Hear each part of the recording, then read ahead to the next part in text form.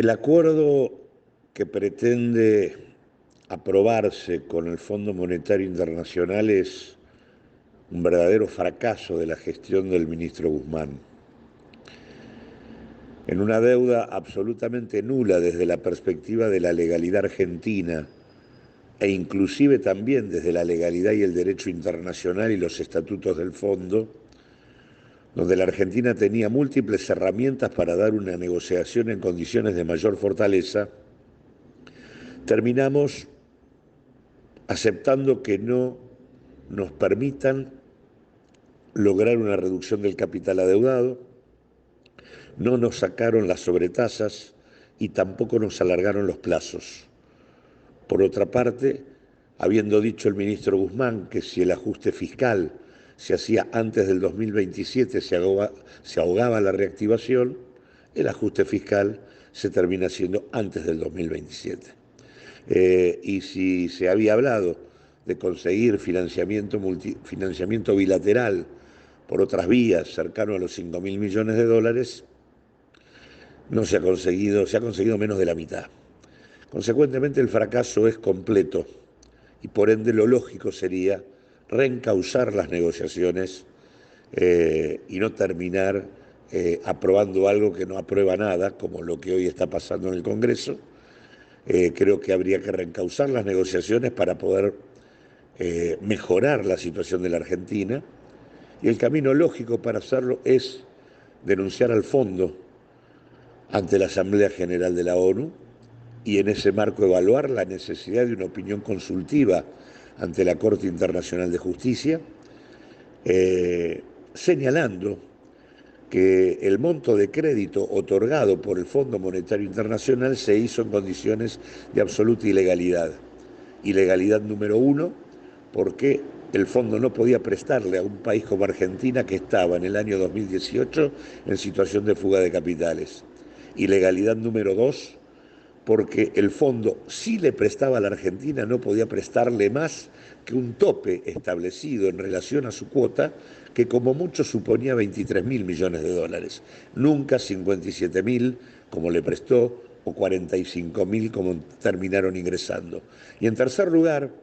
el fondo también por su estatuto, tercera ilegalidad,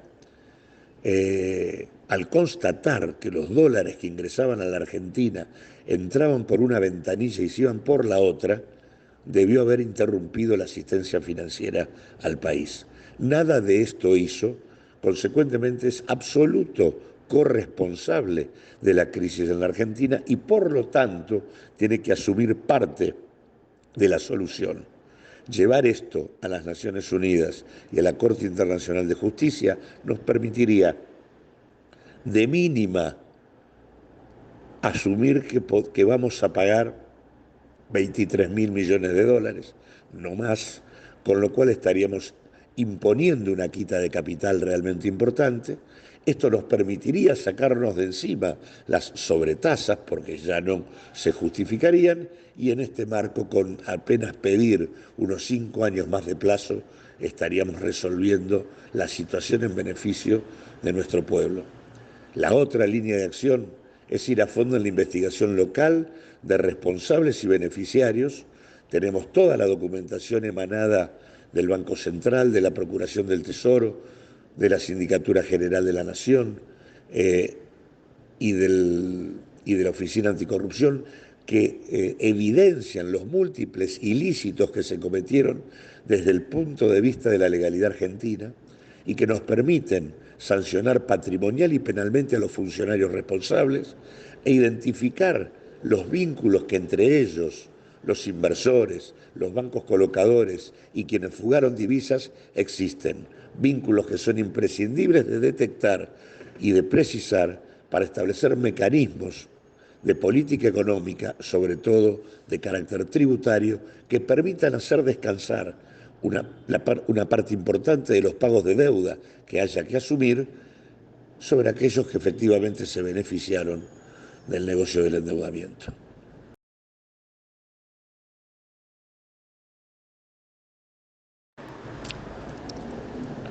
Si uno piensa el conflicto europeo y su relación con la Argentina, podría decir que por el intercambio comercial que existe entre nuestro país y Rusia y Ucrania, no hay una relación demasiado importante y por lo tanto, en teoría, el canal comercial no es el que más nos afecta. Lo que sí ocurre es que este conflicto produce un impacto importante en el precio de las commodities agrarias, como puede ser el caso del trigo, como puede ser el caso de la soja, e incluso de las commodities energéticas, como puede ser el caso de los hidrocarburos. Y esto sí nos pega. Por un lado nos pega favorablemente elevando el precio de la soja y por lo tanto esto implica que la Argentina va a tener mayores ingresos que los que tenía previstos para este año y por otro lado también pega negativamente sobre el precio del petróleo y del gas que obviamente impactan negativamente sobre la balanza comercial de la Argentina. Por otro lado, el impacto favorable que tendríamos por el aumento de la soja y del trigo o de los commodities agrícolas, indudablemente se relativiza también porque tiene un efecto positivo desde el punto de vista de los dólares que van a ingresar a la Argentina, pero negativo desde el punto de vista del impacto inflacionario que esto puede tener si no se toman precauciones para desacoplar los precios internacionales de los internos. Así que el tema de mayor inflación, más dólares por las exportaciones y menos dólares por la importación de energía o de hidrocarburos y más inflación por el aumento del costo de la energía son las consecuencias que el conflicto bélico pone sobre la Argentina. Y en este sentido también afecta el acuerdo con el fondo, porque el acuerdo con el fondo implicaba que que el ajuste principal a desarrollar sobre el gasto público, para alcanzar las metas que están pactadas, se iba a dar sobre la reducción de los subsidios energéticos. Con el precio internacional de los hidrocarburos subiendo del modo en que está subiendo, por más que se incrementen las tarifas a los consumos domiciliarios, la solución al subsidio energético no existe, porque en tanto sigamos remunerando el precio internacional al oligopolio petrolero, el impacto que produce en términos de alza de costos el mayor precio internacional termina eliminando el efecto positivo de la transferencia vía tarifas a los usuarios. Por lo tanto, al no poder ajustar en los subsidios energéticos, cabe la pregunta si el gobierno mantiene las metas, lo cual sería un disparate, porque en realidad, al haber cambiado el escenario, las metas fiscales debieran modificarse. Si se mantuviesen las metas con este efecto negativo, ya que no permitiría resolver el tema de los subsidios energéticos, el impacto pasaría a que el ajuste del gasto tendría que darse dominantemente o bien sobre el gasto de capital que se pretendía que creciera, o bien sobre el gasto corriente en aquellas áreas que ya se ajustaron durante el 2021 y que tienen que ver con salarios, jubilaciones y política social.